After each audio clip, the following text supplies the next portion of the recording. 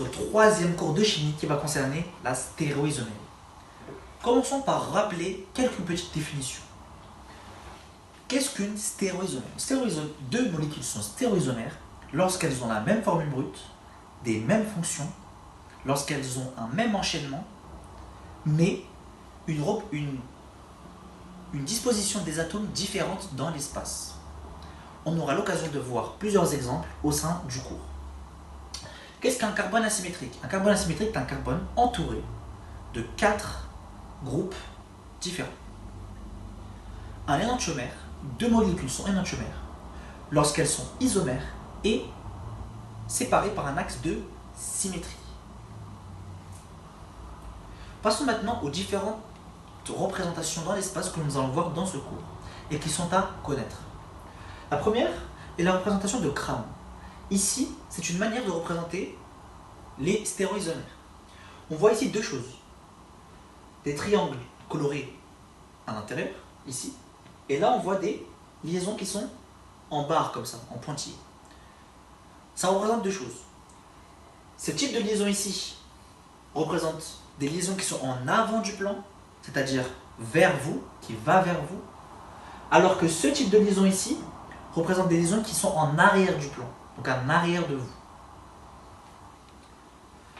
Regardons ensuite la représentation de Newman à partir de la représentation de Kram. Donc on va faire une comparaison de ces deux représentations. Donc j'ai repris exactement la même molécule que celle-ci dessus, et je t'ai mis un œil ici pour te montrer comment tu dois regarder la molécule. Donc la molécule, tu la regardes sur le côté pour la représenter comme Newman. Donc dans la représentation de Newman ici, on voit que si on regarde de ce côté, la molécule ici, en avant, va vers le haut, et les deux qui sont en triangle, en forme de triangle, vont vers le côté.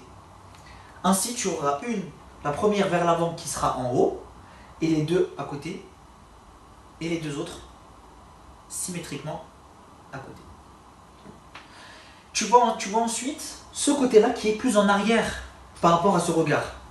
Si tu pointes ton œil ici, tu vois que ces trois liaisons sont vers l'avant et que ces trois liaisons sont vers l'arrière.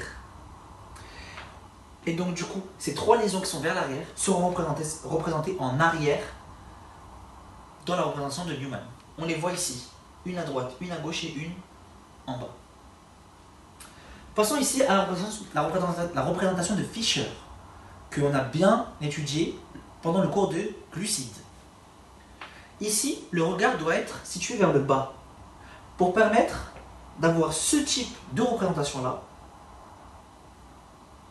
Et donc ici, la particularité, c'est que les liaisons qui sont en arrière du plan vont se retrouver en haut et en bas en Fischer. Ainsi, en haut et en bas en Fischer. Et les deux autres, celles qui sont en avant du plan, seront sur les côtés, ici et ici. Pour résumer, tu retiendras la définition de stéréoisomérie de carbone asymétrique et d'énantiomère, et tu devras savoir reconnaître la représentation de Newman, dans lequel on doit regarder vers la droite, les molécules en arrière seront représentées en arrière dans Newman,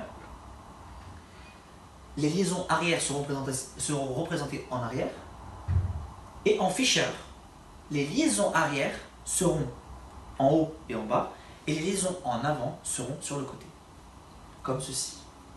Voilà, je te remercie beaucoup pour ton attention, je te dis bon courage et à bientôt.